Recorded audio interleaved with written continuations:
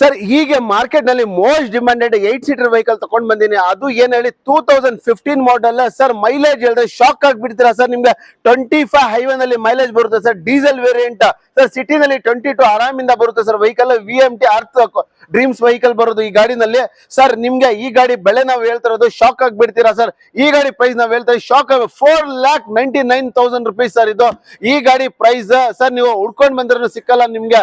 ನಾವು ಕೊಡ್ತಾ ಇರೋದು ಪ್ರೈಸ್ ಸರ್. ಈ ಲೋನ್ ಬೇಕಾ? ಪೂರ್ತಿ ಕನ್ನಡ ಲೋನ್ ಮಾಡ್ಕೊಡೋದು ನಮ್ ಜವಾಬ್ದಾರಿ ಸರ್. ನಿಮ್ ಸಿಬಿಲ್ ಚೆನ್ನಾಗಿದ್ರೆ ಸರ್. ನಿಮ್ಮದ ಡೌನ್ ಪೇಮೆಂಟ್ ಎಷ್ಟಿದೆ?